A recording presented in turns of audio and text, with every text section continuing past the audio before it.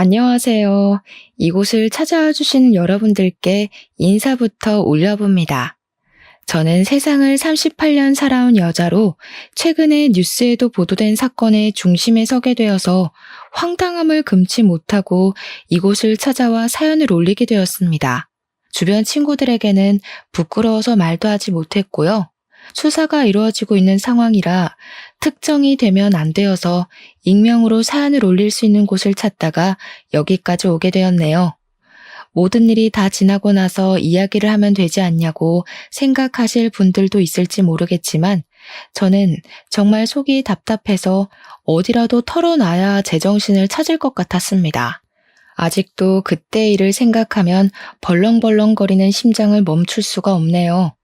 그 상황이 되어보신 분들은 아마 한 명도 없을 거라고 당당하게 자부합니다.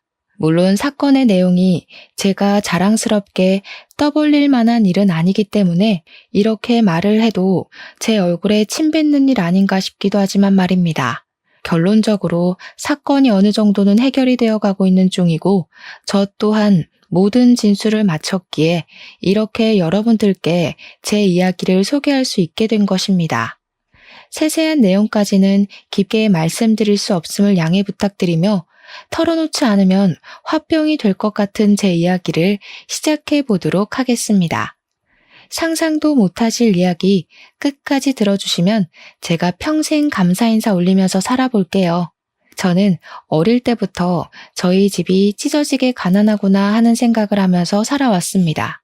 그럴 만한 이유가 당연히 있었는데요. 아버지께서 어마어마한 구두쇠였기 때문이었습니다. 아버지는 밖에 버려진 재활용 쓰레기장을 뒤지면서 이상한 낡은 것들을 많이 가지고 오셨었어요. 예를 들면 고장난 선풍기를 주워와서 고쳐서 쓰면 된다고 하시질 않나, 서랍이 빠져버린 TV장을 낑낑거리며 들고 들어오셔서는 거실 한복판에 떡하니 두시질 않나, 서랍 빠진 걸 꼭 써야겠냐고 잔소리를 하면 어디서 이상한 나무판을 덧대어 가려놓으셨습니다. 재활용 수거센터에서 공짜 쇼핑을 하는 게 인생의 낙이자 유일한 취미이기도 했고 저희 집안은 뭐 말할 것도 없이 점점 난장판이 되었습니다. 어머니께서는 맨날 속이 터져라 화를 내셨고 그런 어머니에게 아버지는 아낄 줄 모른다며 침을 튀기시면서 오히려 큰 소리를 치셨습니다. 당연히 저는 그런 아버지보단 어머니 편에 서 있곤 했지만 아버지가 가장이신데 누가 토를 달겠습니까? 한 번은 어머니께서 아버지의 버릇을 고쳐놓겠다고 단단히 벼르셨죠. 아버지께서 주워오신 고물들을 죄다 찾을 수 없는 곳에다가 버리고 오신 것입니다.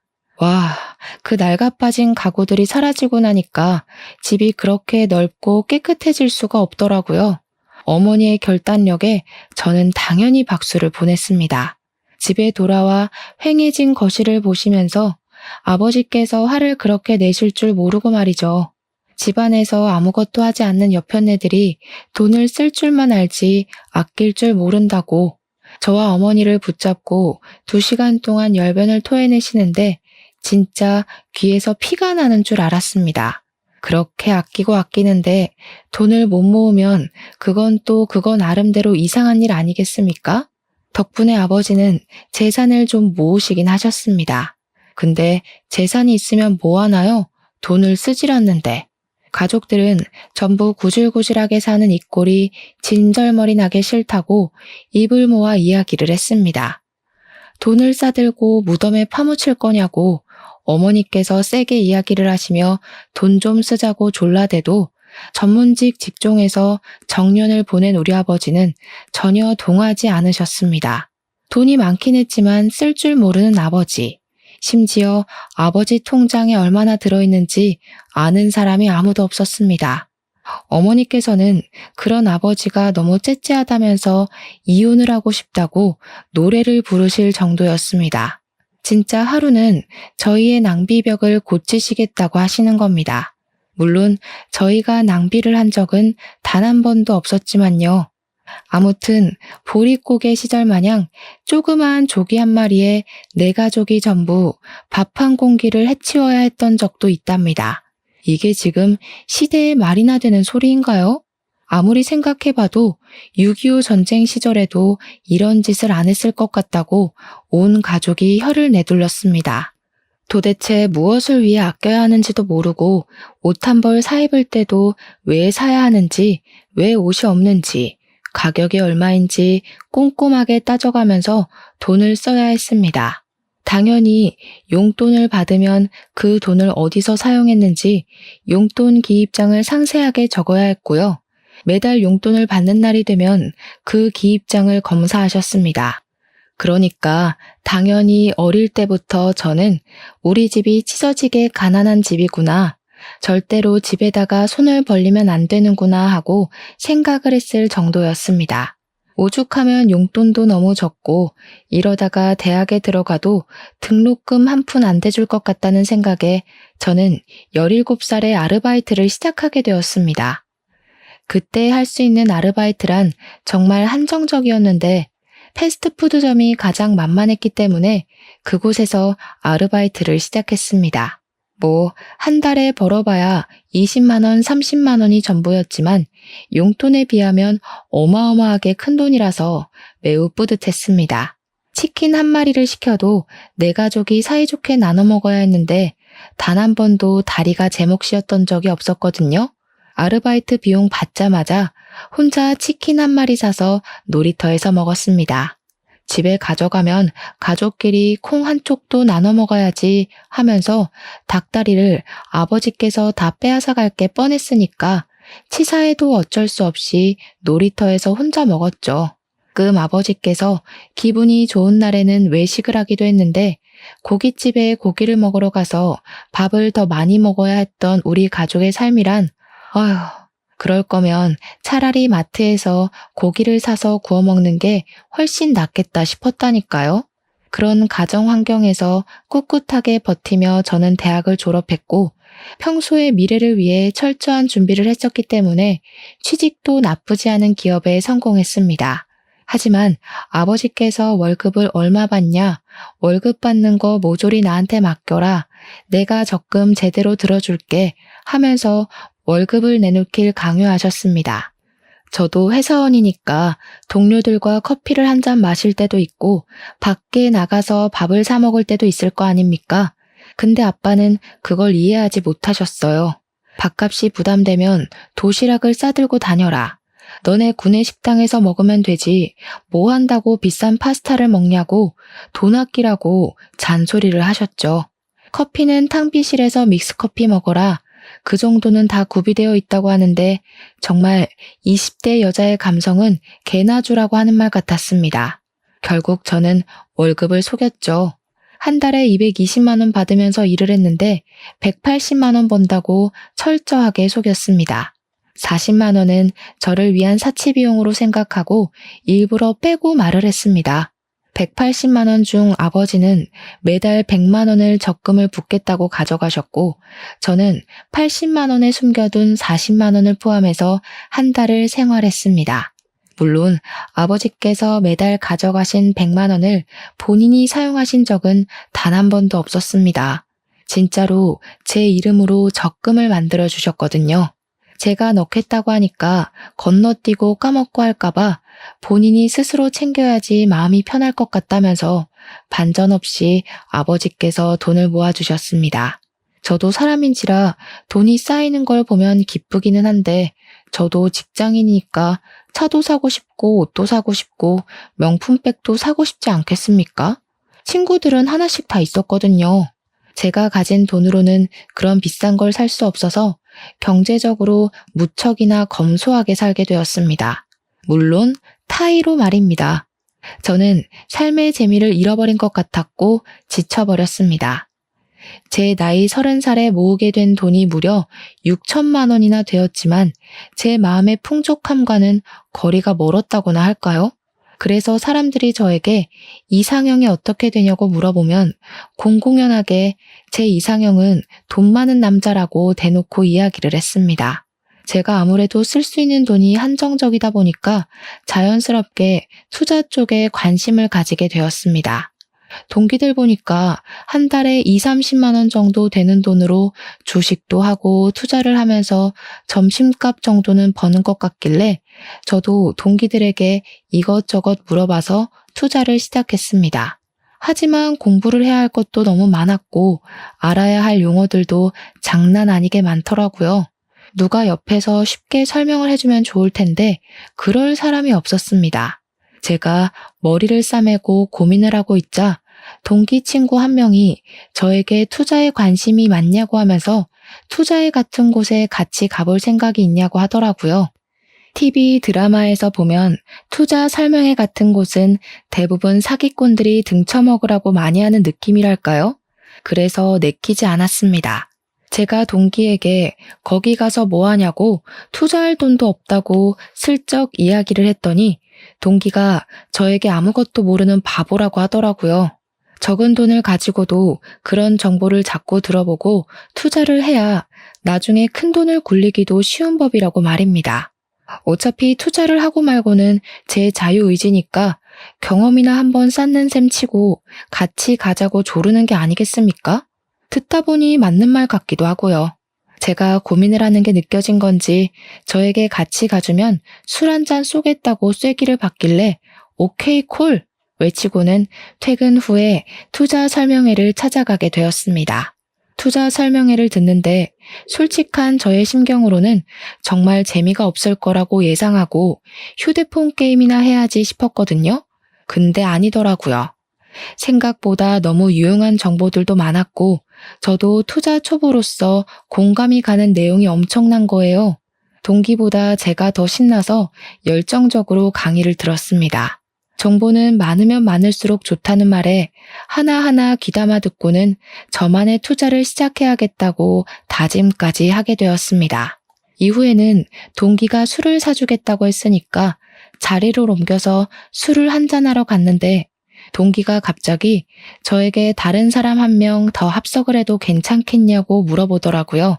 제가 원래 낯가림이 별로 없는 성격이기도 하고 제일 좋아하는 게 처음 보는 사람 만나는 거거든요. 그래서 흔쾌히 괜찮다고 어떤 사람이냐고 물어보니까 동기가 말하기를 자기가 속해 있는 투자 전문 동호회 같은 게 있는데 거기서 네임드인 사람이라는 겁니다.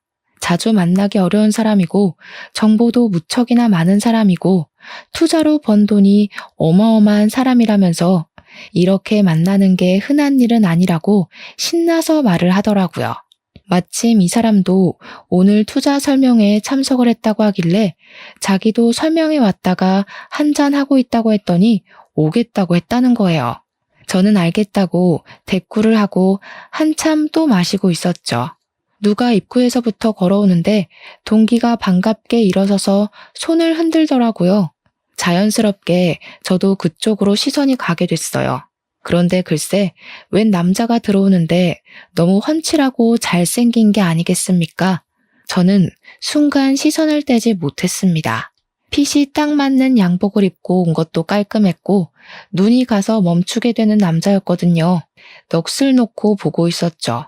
동기가 반갑게 그분과 인사를 하고 저는 서둘러 달아오른 얼굴을 매만지면서 그분께 인사를 드렸습니다.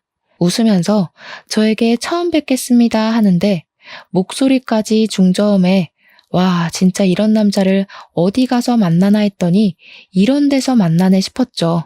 나이 30에 처음으로 느낀 심장의 두근거림은 너무나도 생소하고 마주 앉은 자리에 있는 그분에게 들릴까 걱정이 될 지경이었습니다. 인사를 하고 난 뒤 저와는 별 이야기를 나눌 것이 없으니 같이 술을 마시면서 투자 설명에 관한 이야기를 나누고 재테크 이야기도 나눴습니다. 자산 불리는 법이 정해져 있는 게 아니지만 그분 입에서 나오는 이야기는 전부 맞는 말처럼 느껴지더라고요. 대화를 나누다 보면 대충 이 사람이 어떤 환경에서 자라왔는지 감이 오지 않겠습니까? 사랑을 받고 자랐는지 집이 부족한 건 아닌지 하는 것들이요. 슬쩍 이야기를 엿듣다 보니까 집이 좀 잘 사는 편인 건지 아니면 개인적인 능력이 출중한 건지 투자 비용 이야기가 막 억대로 올라가더라고요. 분명 제 동기도 저처럼 월급쟁이니까 버는 돈이 뻔하니 그 투자 비용은 아마 오늘 오신 그 남자분의 기초 비용이 아닐까 하는 생각이 들었습니다. 동기에게 열변을 토하시면서 투자를 제대로 하려면 기초 자금이 튼튼해야 한다고, 물론 재미삼아서 몇십만 원씩 하는 거야 말리지 않겠다 이야기를 하셨습니다. 제대로 돈의 맛을 보고 싶으면 기반을 잘 잡아야 한다고 이야기를 하는데 그제야 머리부터 발끝까지 쭉 훑어보았습니다. 입고 있는 정장도 명품 같아 보이고 시계도 번쩍번쩍한 것이 엄청 고가의 제품으로 보였습니다.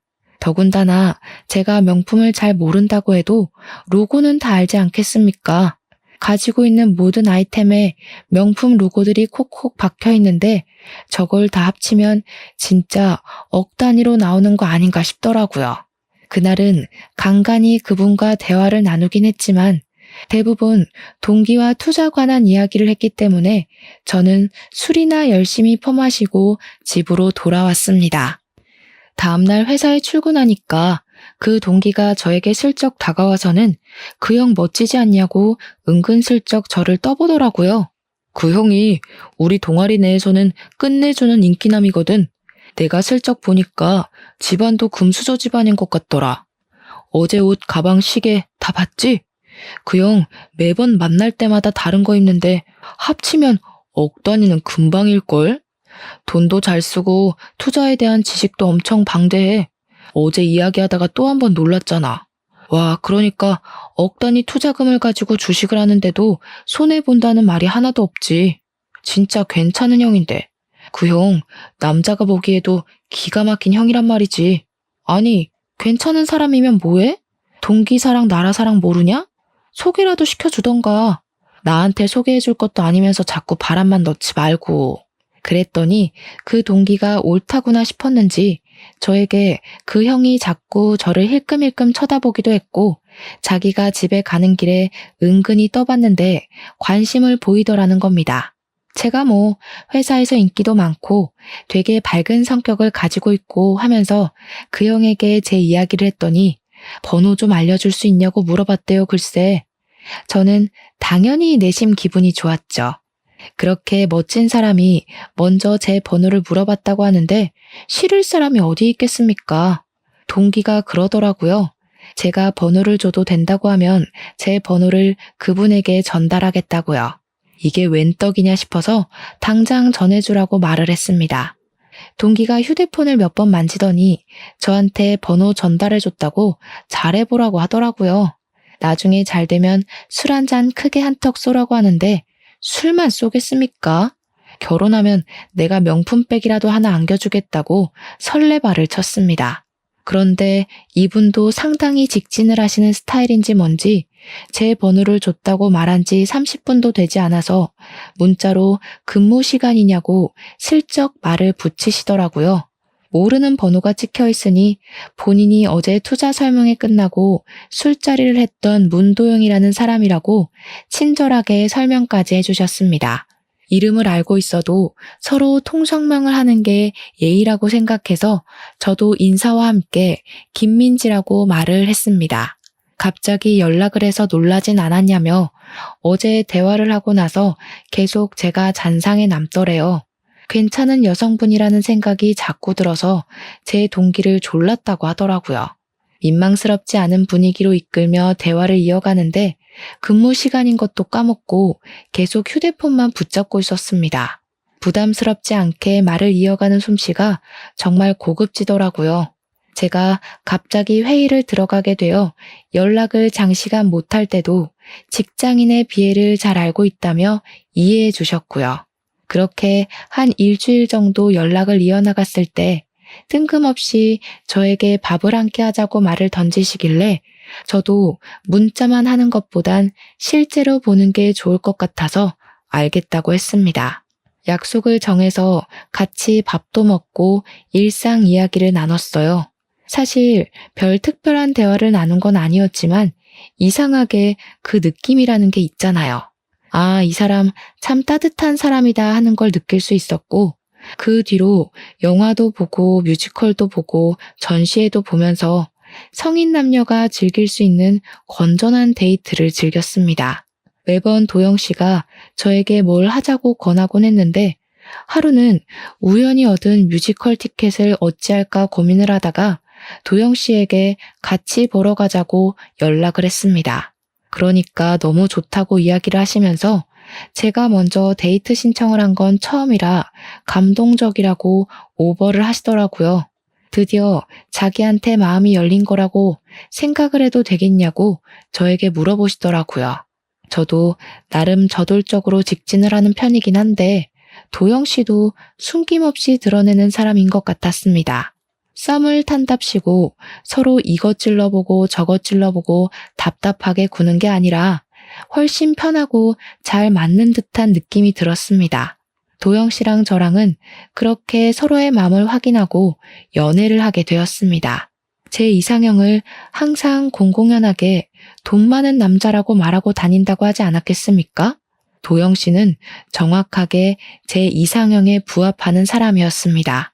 사실 저도 오랜 시간 아버지에게 검소해야 한다는 이야기를 하도 들어서 저도 모르는 습관처럼 절약이 몸에 배어 있었거든요. 뭐 하나 살 때도 더 싼 게 있나 없나 찾아보게 되고 커피값에 5,000원 이상 쓰는 게 돈이 아깝다고 느껴지고 오죽하면 집에서 커피를 타서 회사에 텀블러를 들고 다녔습니다. 근데 도영 씨는 정말 그런 제가 민망할 정도로 돈을 아주 펑펑 쓰더라고요. 약간 가격이라는 걸 애초에 보지 않는 사람처럼 말입니다. 제가 한 번은 짠순이 기질이 발동해서 도영 씨에게 그렇게 돈을 쓰면 카드값이 장난 아니게 나오지 않냐고 조심스럽게 물어보았습니다. 그러니까 도영 씨는 제가 귀엽다는 듯이 볼을 한번 꼬집고는 쓸만하니까 쓰는 거라고 걱정하지 말라고 달콤하게 이야기를 해주더라고요. 저에게 선물도 참 많이 사주었는데 꽃 선물은 기본이고 향이 좋아서 샀다고 비싼 향수를 사주거나 제 노트북이 버벅댄다 하니 노트북까지 선물을 해주는 게 아니겠습니까? 핸드폰도 커플로 사용했으면 좋겠다면서 제 휴대폰 약정이 끝나자마자 새 걸로 떡하니 바꿔주는데 진짜 씀씀이가 남다른 사람 같았습니다. 물론 글이 펑펑 써대니까 저도 속으로는 모아둔 돈이 하나도 없는 거지 아닌가 걱정을 했는데 동기가 그러는 거예요. 그 형, 돈 진짜 많을걸? 지난번에 취해서 하는 이야기 들었는데 이미 주식도 엄청 많대. 거의 몇십억 단위? 집도 있고 차도 있고 땅도 있다던데. 거기다가 그 땅이 재개발이 된다고 했어. 암튼 투자할 생각으로 사둔 거라고 하더라. 아, 진짜 부럽지 않냐? 회사도 안 다니고. 돈이나 그렇게 펑펑 쓰면서 나도 그런 삶 살고 싶다. 나는 언제 월급쟁이 탈출하냐? 동기가 신이 나서 도영 씨 이야기를 떠들어대니까 저는 당연히 도영 씨가 진짜 엄청난 부자구나 하고 생각을 하게 되었습니다. 거기다가 저에게 주는 선물이 그냥 연인 사이로 주고받기에 가볍지 않은 선물들이 꽤 많았으니까요. 그렇게 저와 도영 씨는 1년이라는 시간 동안 정말 알차게 연애를 즐겼고 제 나이가 31살이 되었을 때 엄청 큰 다이아 알이 박힌 반지를 제 손에 끼워주면서 결혼을 하자고 했습니다. 저는 제 네 번째 손가락에 자리 잡는 다이아를 보면서 입을 떡 벌렸죠. 그렇게 큰 다이아를 실물로 보는 건 처음이었거든요. 도영 씨는 제가 반지만 하염없이 바라보고 있으니 멋쩍게 웃으면서 원래는 명품 브랜드의 반지로 해줄까 고민을 하다가 알이 큰 게 낫겠지 싶었다고 하더라고요. 2캐럿이나 된다는 반지를 제 손에 너무나도 무겁게 느껴졌습니다. 오죽하면 다이아가 옆으로 돌아가더라니까요. 알이 너무 커서요. 제가 그 반지를 끼고 당당하게 회사에 출근했다가 여성 사원들의 빈축을 얼마나 샀는지 모릅니다. 한 명 한 명 제 손에 끼워진 반지를 보고 배 아파했거든요. 부럽다고 난리를 치는 사람들과 저런 건 끼고 다니는 용도가 아니라고 셀쭉거리는 동료들까지 프로포즈 반지가 너무 큰 거 아니냐고 대박이라고 부잣집에 시집 간다고 소문이 하루 만에 회사에 쫙 퍼지더라고요. 남들은 부러워하는 남자였지만 저희 아버지 눈에 도영 씨는 그다지 마음에 들지 않았던 것 같습니다. 저희 집에 방문하는 날 도영 씨가 양손에 잔뜩 선물을 들고 찾아왔는데 저희 아버지가 그 선물의 양을 보고 매우 탐탁지 않아 하셨거든요. 그렇게 씀씀이가 커서 나중에 돈을 모으겠냐고 입을 대빨 내밀고 이야기를 하시는데 어머니께서 아버지의 등짝을 짝소리나게 때리셨습니다. 아이고 이 사람아, 돈을 쓸 때 써야지. 당신처럼 무덤에 돈 싸들고 가려고 작정한 인간보다 100번 낫다. 이렇게 돈을 써야 가족들도 화목한 법이야. 여유도 생기고. 도영 씨는 저희 아버지에게 노후 준비는 따로 단단히 해두었으니 걱정하지 않으셔도 된다고 이야기를 했습니다. 하지만 그 말에도 저희 아버지께서는 쉽게 허락을 해주지 않으셨었는데 어머니께서는 제 손이 떡하니 자리 잡은 반지를 보고 눈이 2배 이상 커지셨습니다. 이런 반지를 주는 남자가 진짜 실존 인물이었냐면서 엄청 비싸겠다고 하루빨리 결혼하라고 재촉했습니다. 그 뒤로 도영 씨는 우리 부모님을 모시고 호텔에서 굳이 비싼 코스 요리를 결제하기도 했고요. 호캉스를 보내드리기도 했습니다. 우리 어머니께서 친구분들과 개모임을 하시는 게 있었는데 거기서 일본으로 여행을 갈 때도 세심하게 엔화를 다 환전해서 어머니께 드렸더라고요. 우리 어머니께선 도영 씨같이 돈 팍팍 잘 쓰는 남자가 어디에 또 있겠냐면서 하루빨리 결혼식을 올리라고 성화를 치셨습니다. 그래서 저도 당연한 절차로 도영 씨네 집에 인사를 드리러 갔는데 생각보다 시댁이 너무나도 낡은 집이더라고요. 약간의 의아함을 가지고 있었는데 도영 씨가 제 표정을 보더니 알만하다는 말투로 이야기를 했습니다. 집이 좀 낡았지? 부모님께서 태어나서 처음으로 2분이 노력해서 구하신 집이라서 그래. 이사 가기 싫다고 버티시는 중이거든.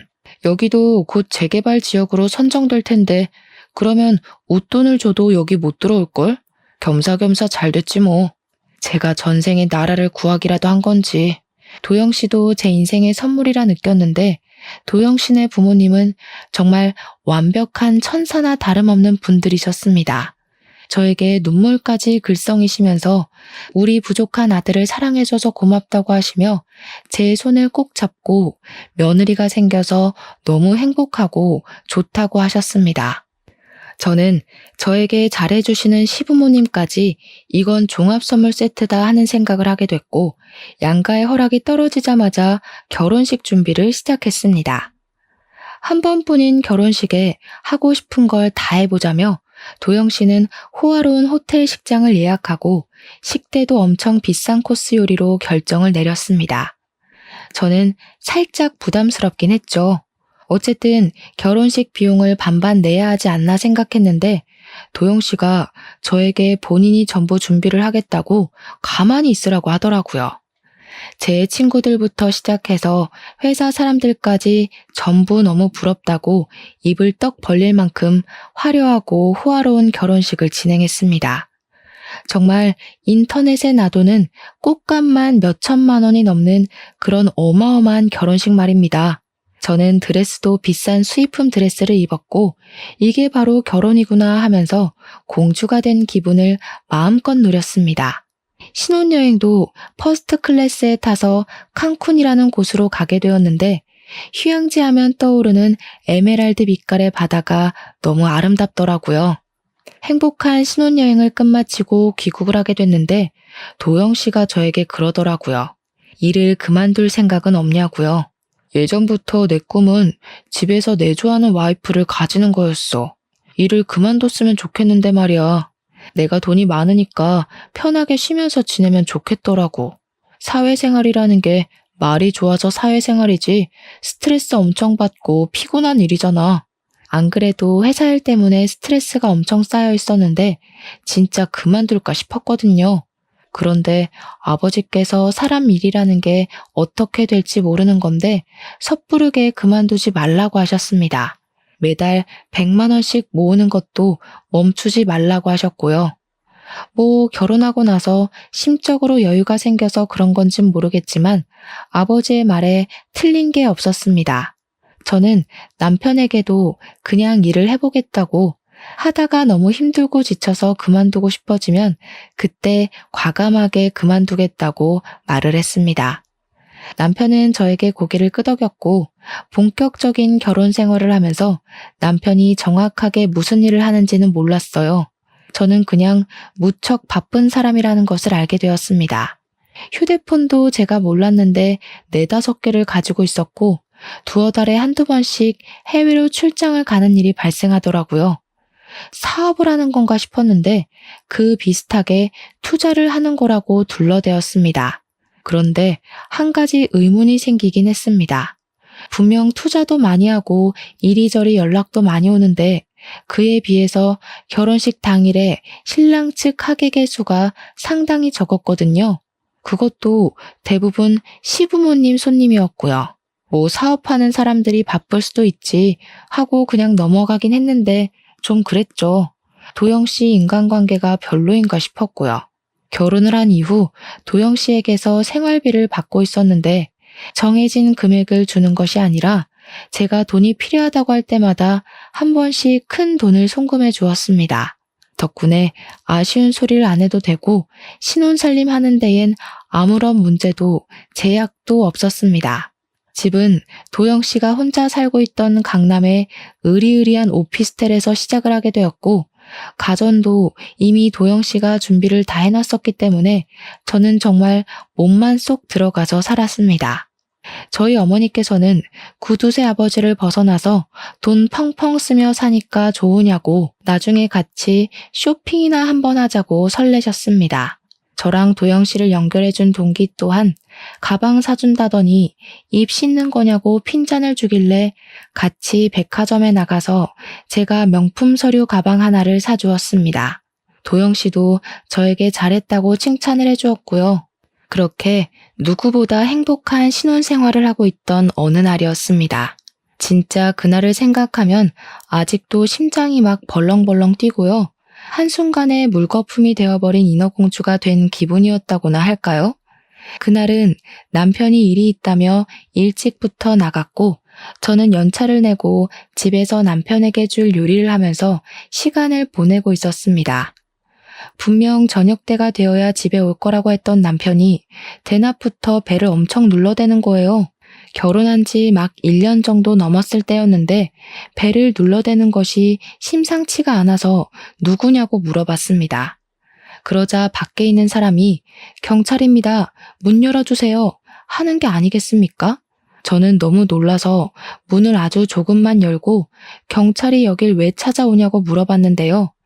경찰 신분증을 내밀면서 영장을 들고 왔으니까 당장 문을 열으라고 하는 겁니다. 문을 열지 않으면 저를 공무집행 방해죄로 체포하겠다고 하는데 한둘이 아니라 정말 대여섯 명이 왔더라고요. 놀라서 저는 문을 열어주었고 경찰은 갑자기 압수수색 영장이다, 체포 영장이다 하면서 저에게 종이를 막 들이밀고는 경찰서로 가자고 하는 겁니다. 경찰서라뇨? 저는 죄 지은 게 하나도 없는데 도대체 무슨 이유로 절 잡아간다고 하세요?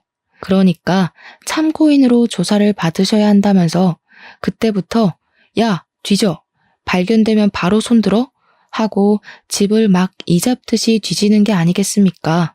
저는 악을 쓰면서 경찰들에게 뭐 하는 짓이냐고 난리를 쳤죠. 이게 무슨 자다가 봉창 두들기는 소리냐고요? 지금 뭐 하시는 거예요? 제 집에서 누구 허락 받고 오셔서 이러는 건데요. 아니, 영장 있으면 다예요? 이거 어떻게 치워요? 나가주세요. 저희는 적법한 절차를 통해서 영장 받아왔고요. 수색할 의무가 있습니다. 어차피 참고인 조사 받으셔야 하니까 얌전히 계세요. 저는 점점 난리통이 되어가는 집안을 보며 다 포기하고 거실 소파에 앉아 있었습니다. 뭘 찾으러 온 건지 모르겠지만 화장실 변기통까지 싹 다 뒤지는데 이게 무슨 일인가 싶어서 멍해지더라고요. 그러더니 이리저리 다른 형사들을 지시하던 나이가 좀 있으신 형사분께서 전화를 받더니 저쪽에서도 발견 다 했단다. 마저 수색하고 철수하자 하시더라고요. 다들 예 하면서 일사불란하게 움직이는데 저쪽은 또 어디고 아직도 뒤질 게 더 남았다는 건지 머리가 지끈거렸습니다. 세네 시간 정도를 이불솜까지 다 꺼내어서 수색을 하더니 다들 거실에 모여서 이 집에는 아마 없는 것 같다고 수근수근거리더라고요. 저는 그게 너무 궁금했죠.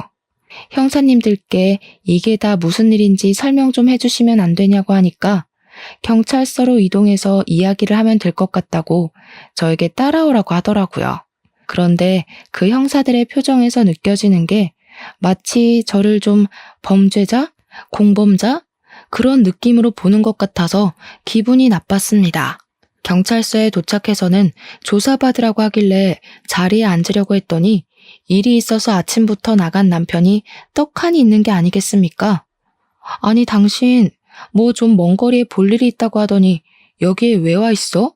근데 남편이 저를 쳐다보지도 않고 불안한지 다리를 벌벌 떨면서 손톱을 물어뜯고 있는 게 아니겠습니까?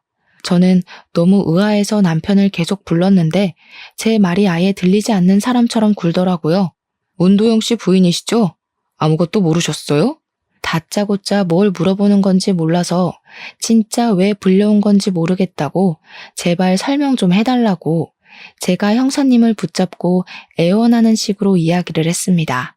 아무것도 몰라서 답답해 죽겠다고 하니까 옆에 있는 다른 형사가 진짜 모르나 본데? 하고 말꼬리를 흘리는 게 아니겠습니까? 저에게 일단 조사를 받아야 한다며 나이, 이름, 직업 이런 걸 물어보길래 다 말하면 알려주겠지 싶어서 성실하게 물어보는 질문에 대답을 했습니다. 형사님들도 별로 특이한 점은 보이지 않는다고 회사 생활도 잘하시고 저축도 잘하시고 하면서 이상한 소리만 주절주절 하더라고요. 순간 이거 무슨 몰래카메라 같은 건가 싶어서 인상이 다 구겨지더라고요. 별 특이사항도 없는데 왜 저런 놈이랑 결혼을 하셨어요? 네? 그게 다 무슨 소리신지 진짜 친절하게 설명해 주실 분 없나요? 저런 놈이 뭔데요? 누군데요? 그러니까 형사가 글쎄 너무나도 충격적인 이야기를 하는 게 아니겠습니까? 무려 제 남편이 그 부자 문도형이 글쎄 약물 판매상이었다는 겁니다. 예, 여러분이 상상하시는 바로 그거요. 제가 진짜 너무 황당하고 어이가 없어서 무슨 영화를 찍는 건가 싶어서 다시 한번 물어봤죠. 약이라고요? 우리나라에서 금지된 그거요? 아니 불법인데 그걸 어디서 들여와서 어떻게 팔았다는 건데요? 그게 진짜라고요? 정말 우리나라가 언제부터 그걸 팔 수 있는 나라였냐고 말도 안 되는 소리를 한다고 기가 차서 막 깔깔 웃었습니다. 현실이 전혀 믿어지지가 않고 경찰이 저를 놀리는 줄 알았거든요. 그러니 경찰이 완전 정색을 하면서 저에게 똑똑히 이야기를 하더라고요. 네, 그러니까요. 제 말이 그 말입니다. 불법인 나라에서 당당하게 금지 약물을 유통했다니까요. 저는 남편을 쳐다보고 그게 진짜냐고 몇 번이나 다그쳐 물었습니다. 그러자 남편이 변호사 오면 이야기를 하겠다고 저한테도 아무 말을 하지 않고 입을 딱 다무는 게 아니겠습니까? 경찰도 화가 났는지 남편한테 소리를 막 질렀습니다. 변호사는 무슨 얼어 죽을 놈의 변호사야? 네가 가지고 있는 세컨드하우스에서 얼마나 많은 약물이 검출됐는지 알아? 그러면서 무슨 약 종류 이름을 줄줄이 이야기를 하는데 저는 이름도 어려워서 들어도 모르겠더라고요. 저는 진짜 뒤통수를 맞아도 너무 세게 맞은 탓에 어이가 없어서 벙쪄 있었고 경찰은 그런 저를 보고 딱히 연관된 점을 찾을 수는 없지만 정확하게 수사를 해야 한다고 하더라고요. 수사가 처리될 때까지 구치소에 들어가게 될지도 모른다고 하는데 순간 와, 부모님께는 어떻게 이야기하지? 회사에는 뭐라고 하지? 어지러질했습니다. 저는 죄가 없는데도 구치소에 들어가야 하나요? 일단 최대한 불구속 기소로 처리를 하긴 할 건데 가족으로 엮여 있는지라 보통 이런 범죄는 아주 중죄라서 구속이 되거든요. 같이 사는 동거인도 물론이고요. 저는 너무 억울해서 그 자리에서 엉엉 눈물을 쏟아냈습니다. 알고 보니까 남편이 국내에서 정말 알아주는 약물 유통계의 큰손이었던 것이었습니다. 그래서 돈이 억소리가 나게 많았던 것이고 집도 여러 채고 돈도 물 쓰듯이 썼던 것이었습니다. 이쯤에서 슬슬 시부모는 이걸 알았냐 몰랐냐 그 사실이 궁금하시죠?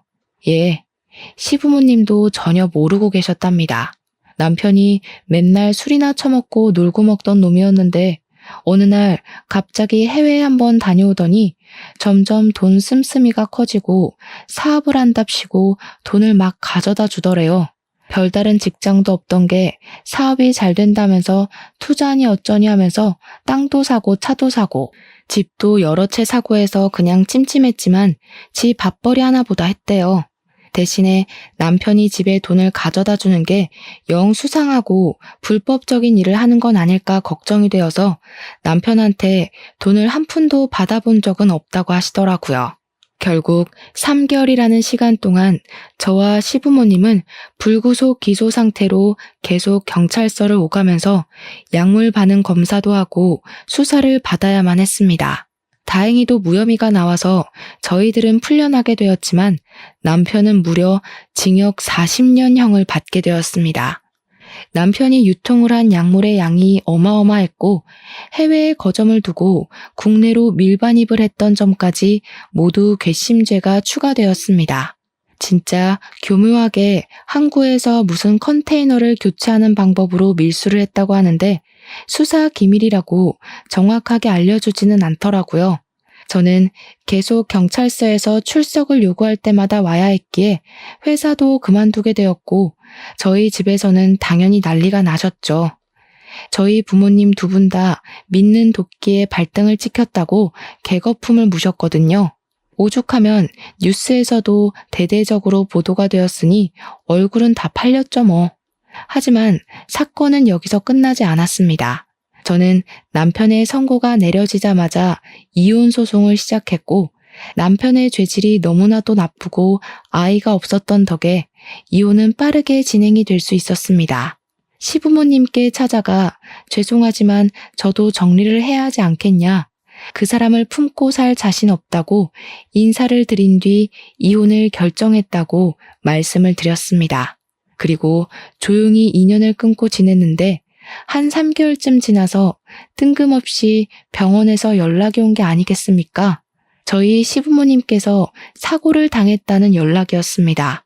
남편을 보러 교도소에 면회를 갔다 오는 길에 덤프트럭이 졸음운전을 했고 하필이면 저희 시부모님의 차를 정면으로 들이박은 겁니다. 시부는 그 자리에서 즉사했고 시모는 크게 다쳐서 사경을 헤매고 있다며 저에게 연락이 온 것입니다. 제가 가족 연락처에 저장이 되어 있었다고 하더라고요. 모른 척 할 수 없어서 부모님께 말씀을 드리고 병원을 찾아갔는데 시모는 의식이 돌아오지 않은 상태였기에 제가 시부 장례식을 치러야 했습니다. 전 남편이 그런 일을 겪은 놈이라 그런지 장례식장이 무척이나 휑하더라고요. 시모는 일주일 만에 의식을 되찾았고 시부의 장례가 끝났다는 이야기에 오열을 하셨습니다. 그런데 병원에서 아주 말도 안 되는 이야기를 하더라고요. 시모 뇌에 암이 있다는 것입니다. 진행 속도도 빠르고 이번에 사고를 당하면서 조직이 크게 손상을 입었다고요. 지금은 정신이 멀쩡해 보여도 곧 치매기가 올 수 있고 뇌출혈 또한 발생할 수 있기에 아주 조심해야 한다고 길어야 3개월 정도 살 수 있을 테니 빨리 주변 정리를 하라고요. 시부가 사고로 죽었기에 보험금을 시모가 수령하게 되었는데 변호사를 불러달라고 하셔서 불러드렸더니 유언장을 쓰고 싶다고 하시면서 저에게 본인 재산 전부를 주고 싶다고 하셨습니다. 저는 부담스럽다고 거절을 했으나 범죄자 아들에게 주고 싶지 않다면서 부담이 되면 사회에 기부를 하라고 하시더라고요. 결국 유언장을 쓰고 한 달 만에 시모에게 뇌출혈이 오면서 쓰러지셨고 그 뒤로 세상을 등지게 되셨습니다. 저는 재산을 받은 뒤 전부 현금화를 했더니 단위의 돈이 생기더라고요. 어떻게 할까 고민을 하다가 약물에 중독되어 고통을 받는 사람들을 위해 치료센터에 기부를 하기로 결정했습니다. 5억이 넘는 돈을 기부하니 언론에서 저를 취재하고 싶다고 했지만 당연히 저는 거절했습니다. 나중에 전 남편이 어찌 알았는지 저에게 영치금을 달라고 편지를 보냈더라고요. 그 편지를 받자마자 아버지께서 이 집에서 사는 게 위험한 것 같다며 평생 모은 돈을 싹싹 긁어서 보안이 철저한 신축 아파트를 매매하셨습니다. 어머니는 아버지의 결정에 무척이나 환호하셨습니다. 그렇게 몇 년의 세월이 더 지난 지금 제 나이가 38살인데 결혼 생각은커녕 조용히 다른 회사에 취직해서 살고 있습니다.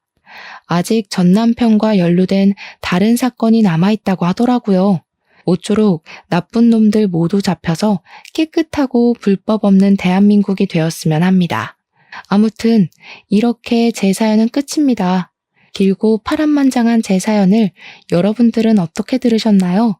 저는 이번 일을 통해서 장꾀를 부려 돈을 벌려다가 언젠간 꼬리가 밟힌다는 교훈을 얻게 되었습니다. 여러분들도 늘 합법적인 선에서 돈을 버시고 행복하게 사셨으면 좋겠습니다. 들어주셔서 감사합니다. 안녕하세요. 저는 30대 후반에 접어든 아들을 하나 키우고 있는 주부이자 강인한 엄마입니다. 뭔가 제 소개부터 시작하고 이야기를 하려고 하니 신입생 때 첫 자기소개를 했던 날들이 새록새록 떠오르면서 부끄럽기도 하고 그러네요. 어디서부터 이야기를 해야 할까 고민이 많이 들긴 했지만 상황을 제대로 이해시키려면 제가 처음부터 끝까지 속임없이 이야기를 하는 편이 좋을 것 같다는 생각이 들었습니다. 제가 살아온 배경부터 차근차근 풀어나갈 텐데 중간에 지루하다고 제 사연을 끝까지 들어주시지 않는다면 아주 후회하실 거라는 것부터 미리 이야기하겠습니다. 그러면 제가 어쩌다가 이곳을 찾아와 임금님 귀는 당나귀 귀를 하게 되었는지 시작해 보도록 하겠습니다. 혹시 청취자 여러분들은 고물상을 운영하는 집에 대해서 어떻게 생각하시나요?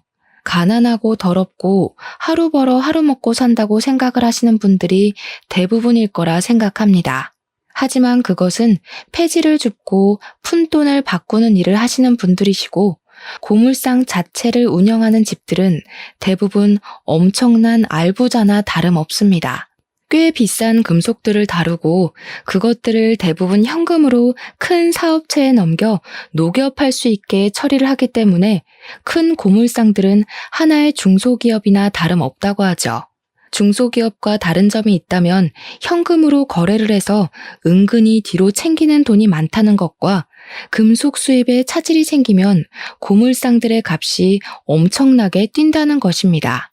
저희 아버지께서는 할아버지 세대부터 물려받으신 고물상을 이어받아서 운영을 하고 있으셨는데 개인 사업자치고는 엄청나게 큰 고물상이었습니다. 어릴 때는 저희 집이 고물상을 운영한다는 것을 한마디로 표현하자면 정말 쪽팔렸습니다. 우리 아빠는 이상한 집게발이 달린 큰 중장비를 이용해서 고물을 실어 날랐거든요.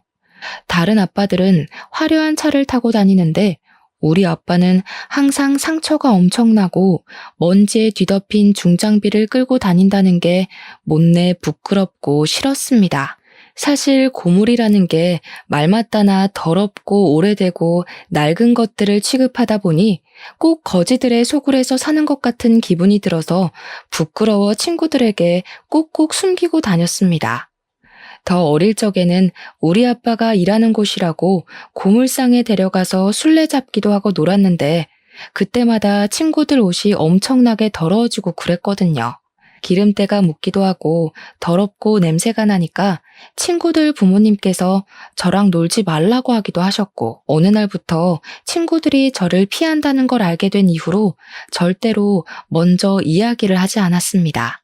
집에 갈 때도 주위를 꼭 살폈고 혹시라도 아빠의 일터에 심부름이라도 가게 되는 날에는 모자도 눌러쓰고 몸을 잔뜩 웅크린 채 황급히 들어가서 물건만 전해드리고 나왔습니다.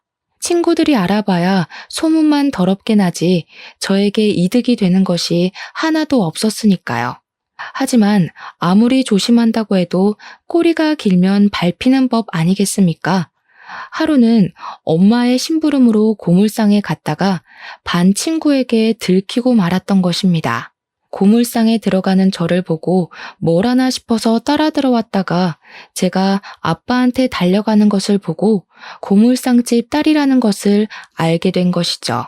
평소에 저를 시기 질투했던 친구였기 때문에 다음 날부터 학교에 제가 고물상집 딸이라고 엄청난 거지라고 소문을 내고 다녔습니다. 어린아이들 눈에 고물을 취급하는 건 폐지 줍는 할머니와 다름이 없었기 때문에 제 자존심을 상하게 하는 일도 어마어마했습니다.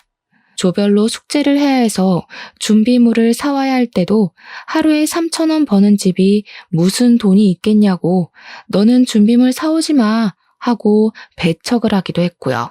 제 주위를 지나갈 때마다 고물 냄새가 나는 것 같다면서 저를 놀리기도 했었습니다. 그 나이 아이들이 뭘 알겠습니까?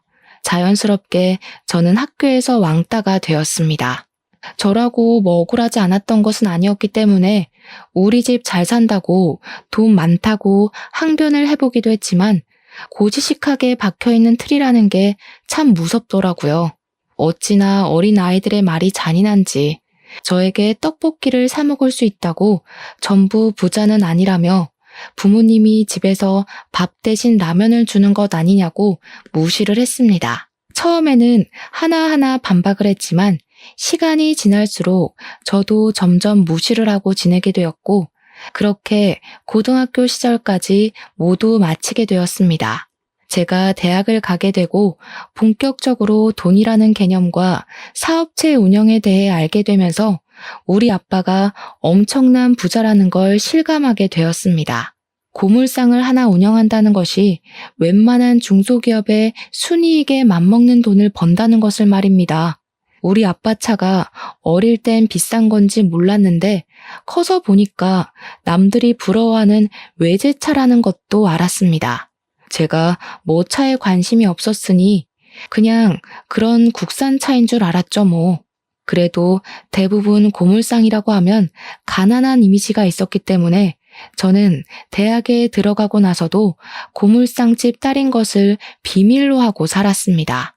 여기 계신 청취자분들도 제가 이렇게 설명하지 않았다면 대부분 하루에 몇천 원 벌어서 먹고 사는구나 하고 생각하셨을지도 모르죠. 아무튼 저는 대학을 졸업하고 제가 회사에 취직을 하게 되었는데 취업 소식을 집에 알리자마자 부모님께서 아주 단단히 삐지셨습니다. 당연히 고물상 사업장을 물려받아야지 무슨 월급 200만 원 꼴랑 주는 회사에 들어가서 사서 고생을 하냐고 말입니다. 하지만 저는 어렸을 때부터 고물상 일이 죽기보다 싫었고 절대로 그 사업장을 물려받을 생각이 없었기 때문에 죽어도 싫다고 거절을 했습니다. 물론 그때는 제가 돈이라는 게 부족했던 적이 없었기에 돈의 노예가 되기 전이라 더 뻗댔던 것도 한몫했었습니다. 제 의지와 상관없이 고물상을 물려받으라고 강요를 하는데 어떤 20대 중반의 여자가 좋다고 물려받겠습니까? 더군다나 저는 커리어우먼에 대한 환상까지 있었습니다. 그럭저럭한 대학을 졸업해서 취직을 했으니 사실 대기업은 가당치도 않은 소리였고 그저 뻔한 중소기업에 입사를 해서 열정페이의 노예가 되었습니다.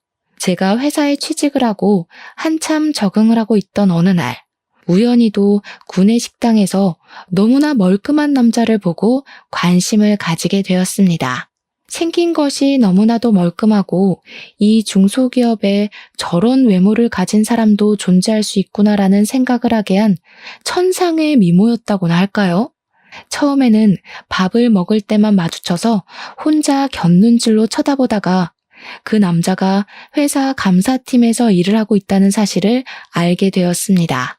근데 이상하게도 너무 과묵한 남자인 겁니다. 제가 감사팀에 서류를 제출할 게 꽤 많아서 자주 오고 가고 했는데 그때마다 일부러 살갑게 말을 붙이려고 노력을 했었거든요.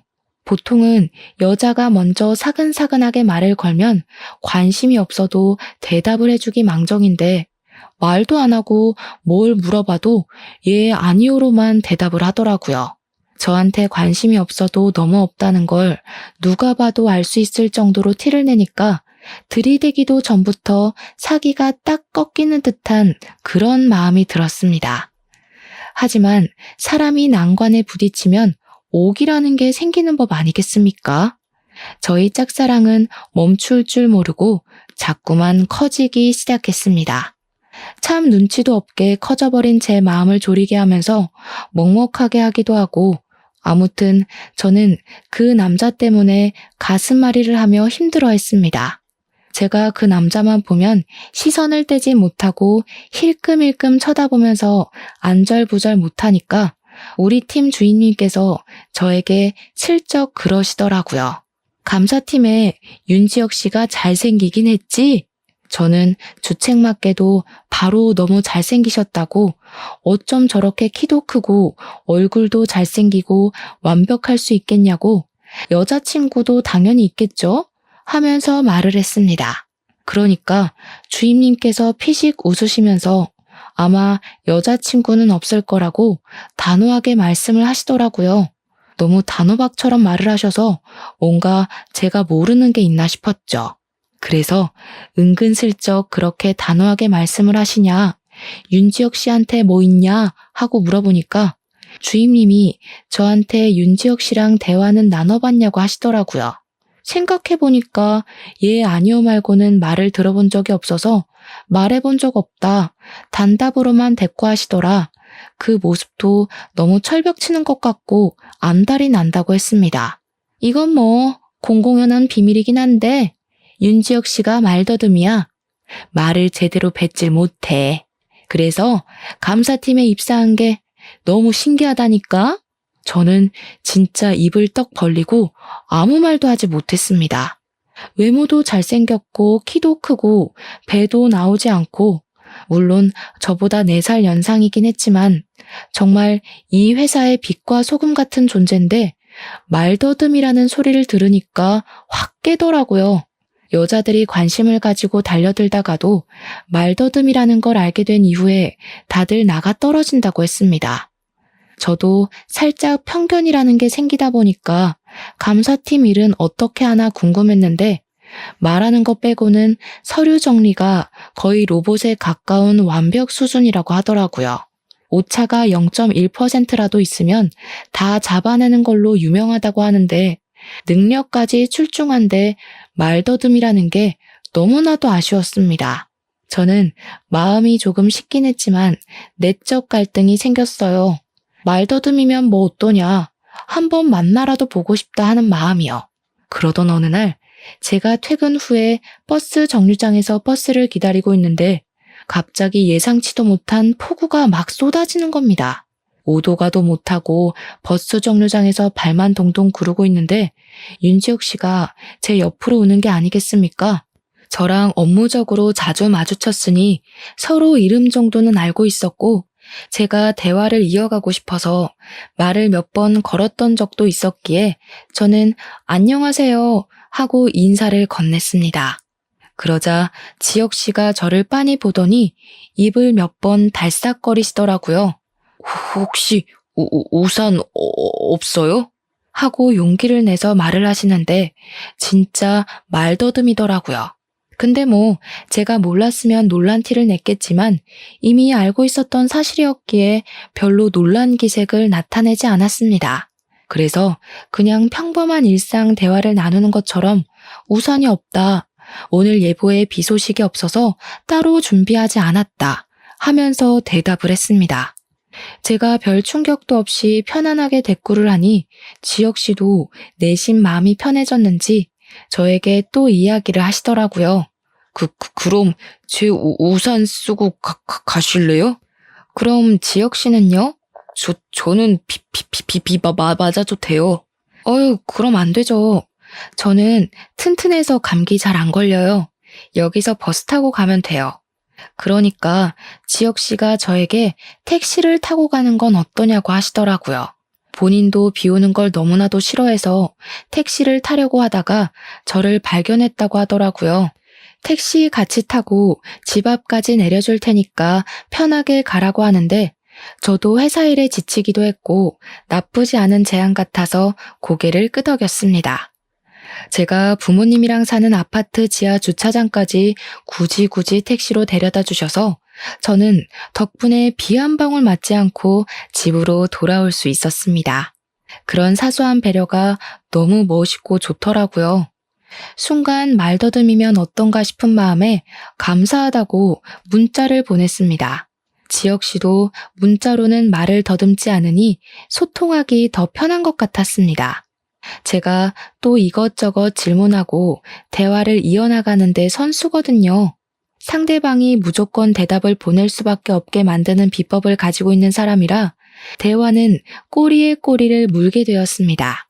지혁 씨도 말이 아니라 문자로 대화를 하다 보니까 대답을 엄청나게 세심하게 보내주시더라고요. 저는 일부러 지혁 씨에게 용기를 내서 데이트를 하자고 과감하게 보냈고, 어쩌면 당연하게도 지혁 씨는 데이트는 어려울 것 같다면서 저에게 거절의 의사를 표현하셨습니다. 순간 차였다는 부끄러움도 있었지만 이상하게 오기가 생겨서 지혁 씨에게 왜 데이트하기 싫은 거냐고, 혹시 말을 더듬어서 그런 거냐고 숨김없이 물어보았습니다. 저는 그런 거 전혀 신경 쓰지 않는다고, 만약 지혁 씨가 그게 불편하고 신경이 쓰이면 우리 만나서도 문자로 대화를 하자고 쿨한 척 보냈습니다. 그러니까 예상도 전혀 하지 못했던 전화가 걸려오는 게 아니겠습니까? 문자는 꽤 했지만 통화는 처음인지라 떨리는 가슴을 부여잡고 전화를 받았습니다.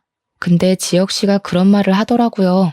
자기가 말더듬이라서 상처도 많이 받았고 사람들 사이에서 많이 치여서 힘들었었다고요. 저랑 대화를 나누는 게 즐겁고 편하고 좋았지만 막상 데이트를 하는 내내 자기가 말을 더듬으면 저도 떠날 것 같다고, 실망할 것 같다고요.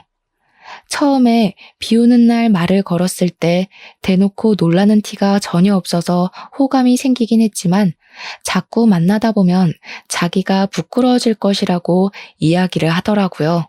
순간 지혁 씨가 얼마나 사람들의 눈치를 보면서 자랐을지 안쓰럽기도 하고, 그런 지혁 씨를 품을 여자가 하나도 없었다는 게 참 가슴 아팠습니다. 그래서 저도 요즘은 언어 치료 같은 프로그램이 잘 되어 있지 않냐고, 지금이라도 노력해보면 호전이 될 수도 있으니 포기하지 말자고 했습니다. 혼자 치료를 받는 게 부끄럽다면 저랑 같이 하자고, 노력하면 완벽하지 못해도 나아질 수 있지 않겠냐고, 나는 지혁 씨가 부끄럽지 않으니까 만나보고 싶다고 했습니다. 제 저돌적인 고백이 지혁 씨에게 잘 먹힌 건지 저에게 수줍게 그럼 같이 노력해 줄 수 있겠냐고 하더라고요. 지혁 씨와 연애를 하면서 알게 된 사실인데 알아주는 명문대를 졸업한 아주 똑똑한 사람이었더라고요. 하지만 말을 더듬는 것이 어릴 때부터 지속되어 온 일이었고 대기업 면접을 볼 때마다 말을 더듬는 바람에 족족 떨어졌다고 하더라고요. 그래서 어쩔 수 없이 받아주는 중소기업으로 오게 된 것이고요. 집안에서는 당연히 명문대를 졸업한 아들이 대기업에 들어가지 못하자 엄청나게 실망을 하고 구박을 줬다고 하더라고요. 공부를 잘하면 뭐하냐, 어차피 말더듬인데 하면서요. 친척들까지도 병신이라면서 손가락질을 하면서 놀려대는 바람에 지혁 씨의 자존감은 완전히 무너져서 바닥을 찍었다고 했습니다. 지혁 씨에게는 형이 하나 있었는데 형이 똑똑하기는 했지만 지혁 씨보다는 좋은 대학을 나오지 못했고 뭐든 조금씩 뒤처지는 분이셨대요. 그래서 부모님은 자연스럽게 성적이 더 좋은 지혁 씨에게 기대를 걸게 되었고 그만큼 지혁 씨에게 실망도 크게 한 것이었습니다. 저는 그런 지혁 씨의 이야기를 듣고 나서도 별로 아랑곳하지 않았고 연애를 이어갔습니다. 저랑 연애를 하는 동안에도 꾸준히 언어 치료를 받기 시작했는데 조금씩 나아지곤 있었지만 완벽하게 고칠 수는 없었습니다. 치료사도 말하기를 일종의 버릇처럼 굳어진 것 같다고, 아마 본인이 자각하지 못하는 사이에도 버릇처럼 말을 더듬는 것 같다고 했습니다. 무의식 속에서 나오는 말버릇이 가장 위험한 것이라며 아무리 뇌로 생각을 하고 말을 한다고 해도 자연스럽게 나오고 신경을 너무 쓰게 되면 말 자체를 못하게 될 수도 있다고 하더라고요. 하지만 저희는 포기하지 않고 꾸준히 노력을 하고 있었습니다. 그렇게 1년이라는 시간을 함께 보냈고 금방 헤어질 것이라고 예상했던 회사 사람들은 저에게 인내의 어머니라며 박수를 보냈습니다. 어떻게 말더듬이랑 사귈 수 있냐며 신기했는데 처음에는 그냥 웃어넘기던 말들이 어느 날 문득 지혁 씨를 더 움츠러들게 한 원인이 될 수도 있겠다는 생각이 들었습니다.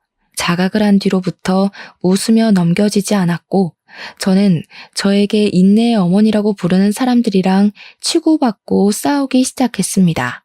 우리 지혁 씨를 고작 그런 단어로 표현하지 말라고 저에게 큰 감동 같은 사람이고 소중한 사람이니 우습게 보지 말아달라고 말입니다.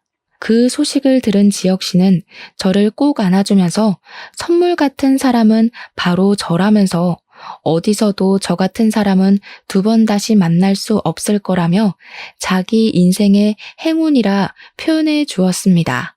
그리고 저에게 결혼을 하자며 프로포즈를 했습니다. 본인이 더 좋은 조건의 회사로 이직을 할 수 있을지 모르겠지만 절대로 굶겨 죽이는 일은 없게 하겠다고 결혼하자고요. 그때 저도 솔직히 말을 해야 하나 조금 고민이 들었죠. 우리 집이 사실은 개 부잣집 고물상을 운영하고 있다고 말입니다. 하지만 제가 물려받아서 운영을 할 것이 아니었으니 굳이 입 밖으로 꺼내지 않았습니다. 저희는 결혼을 결심하고 나서 드디어 양가에 인사를 드리러 가기로 결정을 내렸습니다. 저희 부모님은 지혁 씨 앞에서는 내색하지 않으셨지만 지혁 씨가 돌아오고 난 뒤에 어떻게 남자를 데리고 와도 말더듬이를 데리고 오냐면서 저를 엄청나게 혼내셨습니다. 생긴 게 정말 연예인 뺨치게 잘생겨서 우리 부모님께서 속으로 우리 딸에게 이런 재주가 있었나 싶었는데 인사를 듣자마자 파사삭 식은 거죠. 평소보다 긴장을 한 탓인지 더 말을 더듬었거든요. 부모님께서는 지혁 씨의 이름도 제대로 알아듣지 못해서 이름만 3번을 물어보셨습니다. 그러니 지혁 씨도 당황을 엄청나게 하고 말았고 싸늘해진 분위기 속에서 결혼 이야기를 꺼내니 부모님 속이 말이 아니셨겠죠. 부모님께서는 말더듬이도 유전 아니냐고 절대로 결혼을 반대하겠다고 했지만 저는 딱 잘라서 지혁 씨가 아니라면 결혼을 하지 않겠다고 선언했습니다. 당연히 저희 부모님은 황당해 아무 말도 하지 못하셨죠. 처음에는 화를 내다가 달래기도 하셨습니다. 네가 뭐가 부족하냐 말씀하시면서요. 부족해서가 아니라 그냥 서로 잘 맞으니까 결혼하겠다고 하는 거라고 했죠. 엄마, 아빠, 오늘 지혁 씨가 긴장을 해서 말이 더 심하게 더듬어진 거야. 평소에는 저 정도로 심하지 않고 언어 치료도 받고 있어. 거기다가 정말 대단한 사람이야. 지혁 씨네 집에서 말을 더듬는다고 손가락질하고 놀려대고 상처를 줬었대.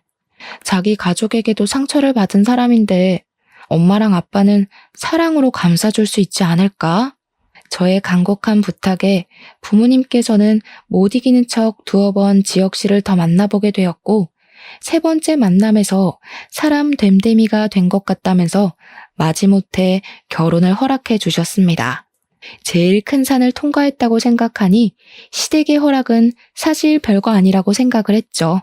그래서 시댁에 인사를 드리러 갔는데 저를 보자마자 그러시더라고요. 그래, 부모님은 뭐 하시니? 알고 보니 시부는 제약회사 임원이시고 시모는 초등학교 교장까지 마치신 뒤 정년퇴직을 하셨더라고요. 자기네 집안은 명문이다 하시는데 무슨 명문에 그리 목숨을 거시는지 뭐 하는 집안이냐고 계속 물어보시는데 부모님 직업을 숨길 수도 없고 해서 솔직하게 고물상을 운영하신다고 말씀을 드렸습니다. 그러니까 시모가 엄청나게 기겁을 하시면서 놀라시더라고요. 고물상? 그 고물 모아다가 돈 받고 파는 그거? 근데 처음에도 말씀드렸듯이 저희 집이 금속이나 철 이런 걸 다루기 때문에 고작 몇천 원 단위로 떨어지는 건 아니거든요. 순이익만 따지면 지금 다니는 회사만큼은 나올 것 같은데 몇천 원 취급을 하시면서 이야기를 하니 저도 더 설명하고 싶은 마음이 뚝 떨어지더라고요. 제가 아무 소리도 하지 않자 시모가 머리를 싸매시면서 드라마에서만 보던 괴팍한 시어머니의 두통 온다는 표정을 지으시더라고요. 내가 너 같은 비렁뱅이한테 장가 보내려고 우리 아들 서울대 보내고 내내 지원한 줄 아니? 비랑 뱅이가 뭐야? 나는 말더듬인데. 제가 지혁 씨에게도 딱히 고물상을 운영한다, 우리 집이 잘 산다 이런 말을 한 적이 없었기 때문에 지혁 씨도 당황했을 법한데 서툰 말솜씨로 저를 변호해 주더라고요. 지혁 씨는 눈 하나 깜빡하지 않고 직업이 뭐 어떠냐, 귀천 없다, 사람 됨됨이만 되면 된 거 아니냐, 나도 하자 있다 하면서 쉴 새 없이 말을 했습니다. 시부모님은 당황해서 너는 하시면서도 지혁 씨가 워낙 강경하니까 더 싫은 소리는 못 하시더라고요. 솔직히 말하면 제가 손해인 건 맞지 않나 싶어서 가만히 있는데 지혁 씨 형이라는 사람이 나와서는 빈정거리더라고요. 고물상하는 집안에 말더듬이 사이면 딱 어울리는 거 아니야? 근데 외적으로 보나 성격으로 보나 형제가 맞나 싶더라고요. 말도 너무 싹수 없게 하고 외모도 지혁 씨랑은 완전히 딴판이었습니다. 얼굴도 못생기고 피부도 곰보해 배도 불룩 나와서 임신 7개월이라고 해도 믿을 법 하더라고요. 오죽하면 제가 지혁 씨에게 저분은 누구냐고 물어봤겠어요. 아주버님도 지혁 씨와 어릴 때부터 외모 비교를 많이 당했는지 자격지심이 좀 있어 보였습니다. 우리가 좀 안 닮았지? 다들 형제인 거 몰라. 하긴 저런 말더듬이랑 무슨. 빈정빈정 거리는데 무슨 빈대떡인 줄. 보니까 대학도 지혁 씨보다 조금 낮은 대학을 나왔더라고요. 그것조차 자격지심으로 보였고요. 대기업 다닌다는 소리는 들었는데 자랑할 게 정말 그것뿐인지 내내 대기업 이야기만 하더라고요. 지혁 씨랑 1살 차이라고 들었는데 그냥 누가 봐도 아저씨 같은 사람이었습니다. 근데 집안에 장남이 아직 장가를 안 갔는데 손 아랫사람이 먼저 가도 되나? 아주버님, 여자친구분 있으세요? 그럼 저희가 기다릴게요. 여자친구 없다는 게 또 자존심이 상했는지 콧김만 뿍뿍 내뱉더라고요. 생긴 게 못생겨서 그런지 모태솔로라고 지혁 씨가 슬쩍 말을 해주더라고요. 시부가 제약회사 임원이라 집에 돈은 좀 있어 보이긴 했지만 그게 전부는 아니니까 뭐 충분히 모태솔로일 수도 있겠다 싶었습니다. 시모는 계속 고물상에 꽂혀서 집안이 마음에 안 든다고, 성에 안 찬다고 제 면전에 대놓고 말을 했습니다. 지혁 씨는 제 손을 꼭 잡고는 시부모님에게 선언하듯 이야기를 했습니다. 내가 이 집에서 얼마나 힘들게 자랐는지 알아주는 사람은 이 사람 하나뿐이야. 지혁 씨는 지금도 가족들은 자기가 말을 더듬는다고 무시하고 경멸의 말을 쏟아붓는데 저는 유일하게 말 더듬는 걸 보고도 놀라지 않았던 사람이라고 말을 해줬습니다. 본인에게 은인 같은 존재이자 고마운 사람이기도 하며 선물이기도 하다고, 없어서는 안 될 소중한 사람이라고 말입니다. 만약 허락을 해주지 않는다면 집안과의 인연을 모조리 끊어버리고 둘이 간소하게 결혼식 올리고 살겠다고 시부모님께 결정을 제대로 내리라고 협박조로 말을 했습니다. 시부모님께서는 그 말에 놀라서 두 분 다 절대로 천륜을 끊는 건 안 될 소리라고 하시고 아주버님은 피식 웃더라고요. 재수씨, 능력이 아주 좋네. 여자라면 치를 떨던 내 동생 입에서 저런 소리가 다 나오고. 저는 대꾸해주고 싶지 않아서 그냥 씩 웃어주고 말았는데 그게 자기를 무시한다는 느낌으로 받아들여진 건지 기분 나빠하더라고요. 저희가 강경하게 나오자 양가에서는 어쩔 수 없는 허락을 해주셨고 저희는 정말 행복한 결혼식을 올릴 수 있게 되었습니다. 물론 그 과정이 순탄하지 않았죠. 시댁에서 제가 마음에 들지 않는다는 티를 상견례 자리에서 아주 팍팍 내셨거든요. 지혁 씨가 상견례 중간에 벌떡 일어나서 자리를 끝내자고 할 만큼 화를 냈기에 넘어갔지.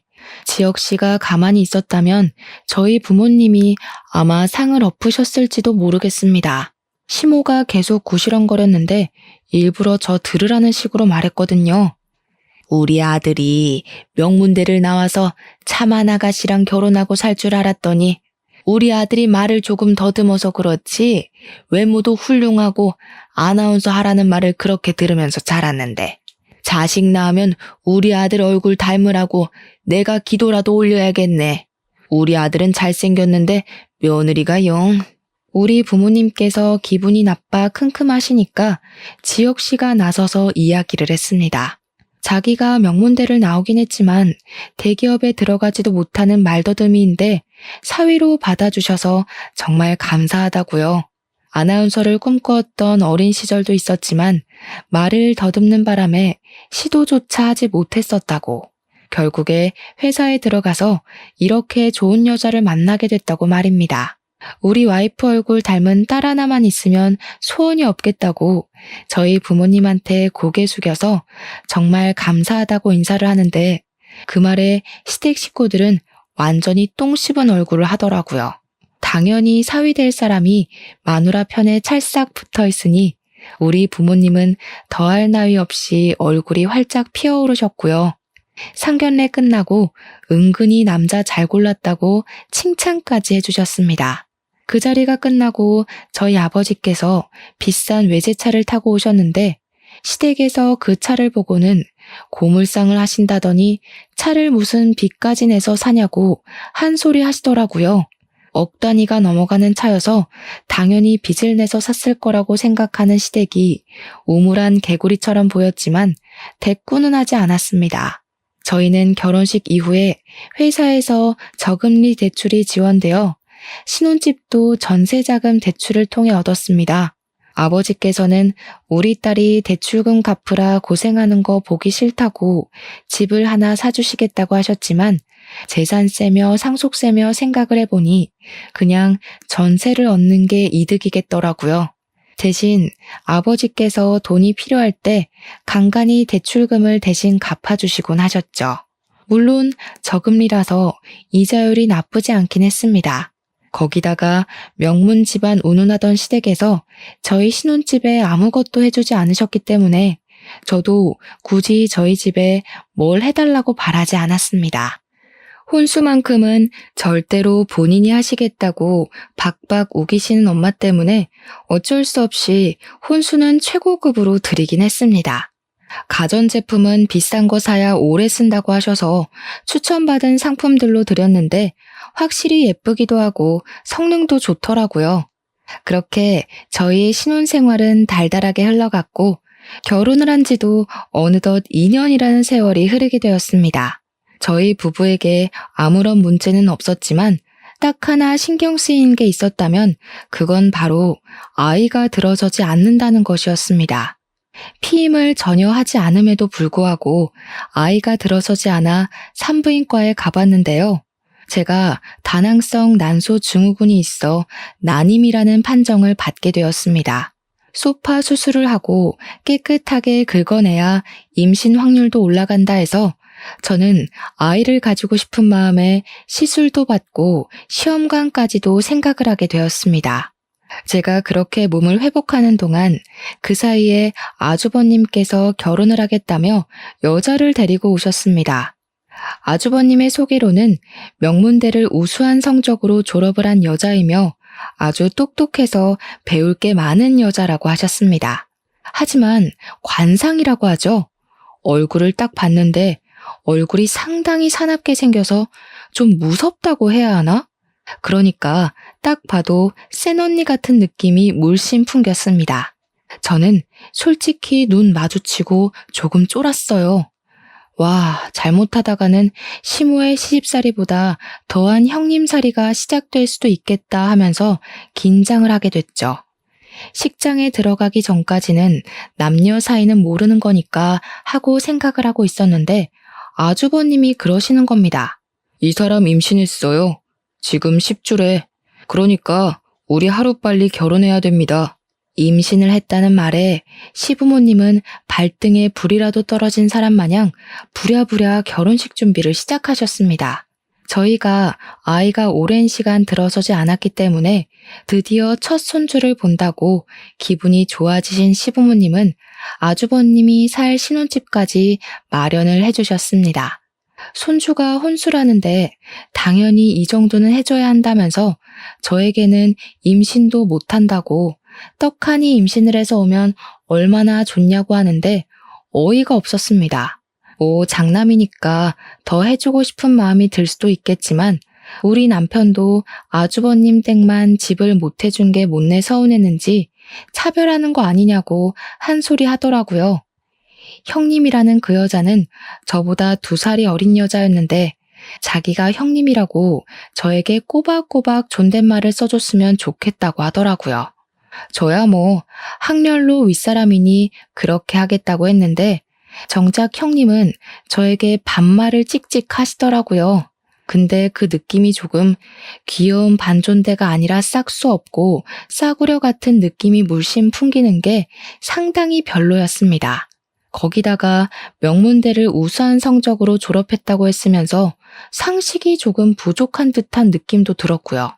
시댁 단톡방에서 이런저런 이야기를 하는데 갑자기 형님이 뜬금없는 소리를 하지 않겠습니까? 모르는 게 산책이죠. 누구 개를 산책시켜요? 웬 모르는 개? 제가 대꾸를 하니까 형님이 그것도 모르냐는 식으로 모르는 게 산책이라고 속담 몰라? 하는데 진짜 뒤통수를 누가 세게 내려친 것 같았습니다. 모르는 게 상책이라는 말을 글쎄 모르는 게 산책이라고 쓴 것이었습니다. 저랑 남편이랑 둘 다 농담한 거겠지? 하면서 입을 떡 벌렸어요. 아주버님은 땀까지 막 붙여가면서 우리 와이프가 순수해서 그래 하면서 방어벽을 세우는데 순수한 거랑 무식한 거랑은 차원이 다른 이야기 아닙니까? 명문대 출신의 대기업을 다니다가 임신을 하는 바람에 일을 그만두게 되었다고 경력 단절이라면서 이야기를 하는 사람이 이런 상식도 모르는 게 말이 되나 싶고요. 시댁에서는 명문대 출신의 대기업 다니던 형님을 무슨 상전 떠받들듯이 금이야 오기야 해주셨거든요. 거기다가 임신까지 했으니 시부모님 눈에서 꿀이 뚝뚝 떨어지셨죠. 우리 큰아들 때문에 그 좋은 회사도 퇴직하고 아유 마음 아파서 어쩌면 좋아? 우리가 더 잘해줄게. 우리 능력 좋은 맏며느리. 시모가 예쁘다 예쁘다 해줄수록 기고만장해지는 형님을 보면서 수상함을 느낀 건 저랑 남편뿐이었습니다. 왜냐하면 요즘은 대기업에 입사하는 것조차 힘든 일이기 때문에 만사까지 보통은 일을 하고 육아휴직을 하고 복직을 하고 이게 짜인 루트잖아요. 그 힘들다는 곳에 취직까지 한 사람이 고작 결혼과 임신 때문에 직장을 그만둔다는 게 말이 안 된다 싶었죠. 그리고 우리 아주버님이 뭐만 하면 쩔쩔매는데 그게 형님한테 쩔쩔맨다기보다는 뭔가 숨기는 사람처럼 시부모님 눈치를 보는 느낌이 물씬 풍겼습니다. 가끔은 저와 남편의 눈치까지 보는 듯 했고요. 형님은 가끔 가다 무식을 자랑했고 그때마다 아주버님이 수습을 하셨습니다.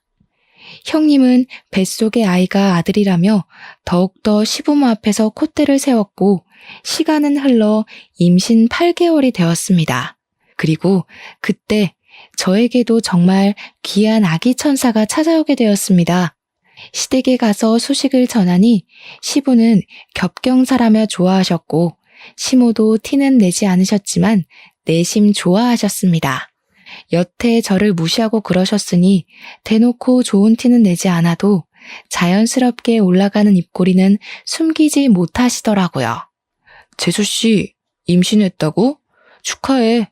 말더듬이 안 되게 조심하고 태어나자마자 언어 치료부터 받아야 하는 거 아니야? 아주버님이 눈치 없이 말을 뱉었고 그날 남편이 완전히 눈이 돌아서 아주버님에게 쌍욕을 하면서 화를 냈습니다. 저희 남편이 언어 치료를 꾸준히 다니면서 말이 많이 좋아졌는데 또박또박 이야기를 하니 시부모님도 무척 놀란 얼굴이시더라고요. 그 이후에도 형님은 계속 단톡방에서 사소한 말실수를 하셨습니다. 어머님, 제가 우리 아들 낳으면 저한테 일해라 절해라 하지 마세요. 육아는 제가 알아서 할게요. 무난하게 키울 테니까 참견하시면 곤란해요. 어머님, 감기 걸리셨다면서요? 임산부라 가까이 가지 못하겠네요. 빨리 나으세요. 어머님, 그이가 저 가방 사준다더니 입 싹 씻는 거 있죠? 마마 일은 중천공인데. 그때마다 저와 남편의 얼굴이 다 화끈거렸습니다. 아무래도 명문대를 졸업했다는 것이 거짓말 같았죠. 시모에게 예쁨을 받고 싶어서 아주버님이랑 작당 모의를 한 것 같다고 의심을 하고 있었는데 시모도 의심을 하고 있었더라고요. 그러던 어느 날 사건이 터졌습니다. 저랑 남편이 언어 치료를 끝내고 병원 앞에서 데이트를 하고 있다가 카페에 들렀는데 그 카페에 형님이 들어오는 게 아니겠습니까? 남편과 제가 알아보고 인사를 할까 말까 고민을 하는데 저희 대각선 뒤쪽 테이블에 떡하니 앉더라고요. 근데 그 테이블에는 노란색으로 머리를 염색하고 입술을 빨갛게 칠한 어떤 여자가 앉아 있었거든요. 명문대 출신인 형님과는 거리가 멀게 생긴 여자였는데 둘이 무척이나 친한지 앉자마자 시끄럽게 이야기를 나누더라고요. 듣고 싶지 않아도 대화 내용이 다 들렸습니다. 야, 나 진짜 명문대에 대기업 다닌 척하느라 죽겠어. 남자들 꼬셨을 때처럼 연기 잘 좀 해봐. 너 그런 연기 엄청 잘하지 않았어? 그래도 봉 하나 제대로 잡았으니까 얼마나 다행이야. 그쪽 집안에 돈이 많아서 집도 해주고 그랬다며. 이제 너 술집에서 일할 일도 더 이상 없겠네. 나는 언제 때려치우냐? 너도 나처럼 물주 하나 잡어. 근데 얼굴이 너무 못생겨서 토할 것 같아. 뽀뽀도 하기 싫다니까. 뽀뽀도 하기 싫다면서 임신은 어떻게 했대? 뭐 눈 꼭 감고 딴 생각하고. 말도 하기 싫다. 근데 사실 이 아이 아빠가 누군지 몰라. 비슷한 시기에 이 남자 저 남자 다 만났잖아. 그러다가 호구 하나 잡은 거지. 남편도 다 알고 있으면서 속아주는 걸지도 모르겠고. 그러니까 자기네 집에도 명문대니 대기업이니 하면서 속이는 거 아니겠어? 저랑 남편은 이야기를 듣다가 먹던 커피를 다 뱉어낼 뻔했습니다. 제가 너무 놀라서 대각선 뒤쪽 테이블에 다가갔습니다. 형님, 그거 다 진짜예요? 그러니까 형님이 귀신이라도 본 듯 악소리를 내는데 카페에 있던 사람들이 죄다 쳐다보더라고요. 술집 여자였다고? 뱃속의 애가 누구 애인지도 몰라? 와, 진짜 제정신 아닌 거 아니야? 시부모님도 아셔야겠어요. 그 말을 끝으로 제가 가방을 챙겨서 남편이랑 같이 카페 밖을 나가려고 하니 형님이 놀라서 저를 따라 나오면서 오해가 있다고 난리를 치더라고요. 동서동서 하는데 2살이나 어린 게 반말하는 것도 열받고 해서 저도 소리를 버럭 질렀습니다. 동서는 무슨 얼어 죽을 동서. 말 놓지 마. 나보다 어린 주제에 누구를 속여? 그러니까 제 어깨를 확 잡아채면서 저를 밀치는데 제가 뒤로 나자빠지고 말았습니다. 근데 제가 정말 어렵게 아이를 임신한 몸이지 않겠습니까? 남편이 열이 받아서 바로 형님의 뺨을 친 것입니다. 그랬더니 주변에서 놀래서 경찰에 신고를 했고 남편은 피의자 신분으로 경찰서에 가서 조사를 받게 되었습니다. 저는 너무 놀라서 시부모님과 아주버님께 호출을 했고 경찰에게도 상황을 모조리 다 빠짐없이 설명을 했습니다. 뒤늦게 찾아온 아주버님과 시부모님이 지금 큰며느리 뺨을 때린 거냐면서 남편을 질책하려고 하는데 제가 나서서 설명을 했죠. 이 여자 대기업은커녕 술집 여자라면서요? 뱃속의 애가 누구인지도 모른다는데 아주버님 알고 계셨어요? 뭐가 어쩌고 어째? 그게 진짜야? 그러니 아주버님이 사색이 되어서 아니, 그게 하면서 말꼬리를 흘리더라고요. 아주버님도 정말 알고 계셨었나 봐요. 시부가 화가 났는지 아주버님의 뺨을 때리고 시모는 뱃속에 애가 네 집인지 모른다고 하면서 형님의 뺨을 때리셨습니다. 남편이 그 틈을 타서 이 여자가 우리 마누라 밀어서 애 떨어질 뻔했다고 소리를 치니까 시모가 야! 고함을 지르면서 형님의 머리채를 잡더라고요. 우리 집 귀한 손주를 네가 감히? 경찰서에서 벌어진 일이니 당연히 경찰들이 와서 뜯어말리고 개판이 났죠. 아주버님께 시부모님이 당장 이혼하지 않을 거면 너도 맨몸으로 집 나가라고 엄포를 놓은 덕에 아주버님은 이혼하겠다고 아주 쭈구리처럼 말을 했습니다. 이혼 못한다고 박박 우기던 형님은 출산하자마자 바로 친자 검사를 실행했고 아주버님의 친자가 아닌 것으로 판명이 나는 바람에 한바탕 소란이 또 일어났습니다. 당연히 양육비는 주지 못한다고 못을 박았고 형님도 맨몸으로 쫓겨나게 되었습니다. 잘못했다고 비는 그 여자에게 대놓고 사기 결혼으로 소송까지 걸고 위자료를 뱉으라고 민사까지 걸어버렸습니다. 그 이후로 사건이 진행되는 동안 저는 무사히 아들을 출산했고요. 시모는 그 뒤로 제 눈치를 보면서 손주 얼굴 구경조차 못할까봐 저에게 설설 기고 있습니다. 저한테 진심으로 미안하다고 사과까지 하시더라니까요. 저는 개념 없는 아주버님 부부 덕분에 극진한 대접까지 받으면서 시부모님께 귀한 거 얻어먹으면서 잘 지내고 있고요. 남편이랑도 변함없는 애정을 쌓으며 행복하게 지내고 있답니다. 여러분들도 저만큼 행복한 나날이 가득하시길 바라면서 제가 앞으로 아들을 잘 키워낼 수 있도록 응원 부탁드립니다. 감사합니다.